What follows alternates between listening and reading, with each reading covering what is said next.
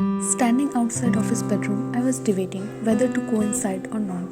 But this is about Hannibal. After releasing a deep breath, I knocked.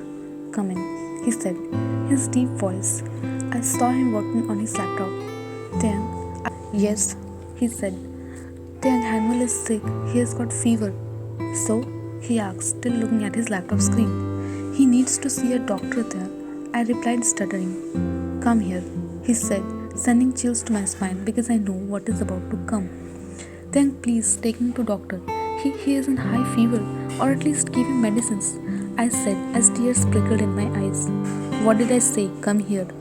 "Please, Tiang," I said. "Come here, why?" he said sternly. After wiping my tears, I slowly moved to stand in front of him as he stood up after placing his laptop aside. He was standing so close that I was shivering with fear. This can be look like a romantic moment to any other couple, but my fate is not that lucky.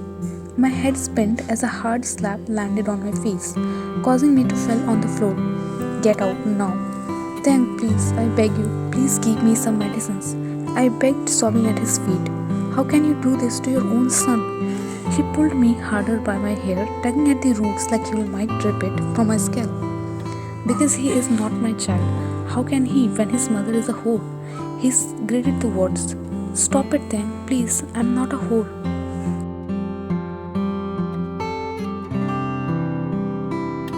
"Tiang, I beg you, please stop," I said, sobbing harder. "Not only he hurts me physically, but also he stabs my heart a million times by his cruel words. Get out or I'll kick you out. Tiang, please don't do this to that little boy. I beg you, I'll do whatever you will say. Please just call the doctor," I said, sobbing. Then he raised an eyebrow. "Lock the door," he said calmly. A chill of terror spread over my skin, but I did as he said.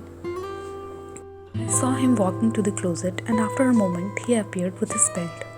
Dread lodged at the pit of my stomach as he grabbed my shoulder and pushed me on the floor. I shook my head multiple times, crying harder, before I got the first blow. Pain shook through my limbs and a scream left my lips. "Shh, not a fucking scream, you leap. You don't want your 5-year-old son to hear, do you?" he said, and I looked at him, pleading with my teary eyes. But he continued with his torture, blow after blow, until I was left into a bloody mess. My clothes ripped everywhere. He was breathing heavy as he walked into the bedside drawer and threw some medicines at me. I managed to crawl into our room, quickly into the washroom. I know Hannibal is sick, but still I don't want him to see me at this state. I looked myself in the mirror, torn clothes covered with belt marks, blood oozing from the bruises and slapped cheek. A tear left my eyes, but I don't have time to cry. My child is sick. After taking a shower and hiding my bruises, I walked into the room. I sat beside him and touched his forehead, and he flinched. "It's me, Mommy. Get up and eat the medicines," I said, caressing his hair. "Mommy, are you okay?" He started crying, hugging my waist.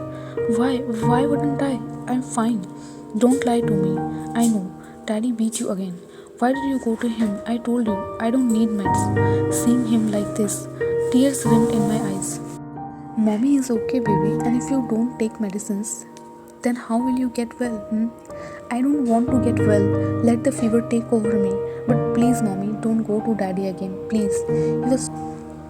"Hannibal, don't say like this, baby. You are my little angel, aren't you? Now stop crying," I said, wiping at his tears. "Eat the medicines, baby." I laid him back and he quickly held my hand. "Stay here, Mommy. Stay here. Don't leave me," he whispered in a weak tone. I know he is scared if I leave him, his daddy will torture me again.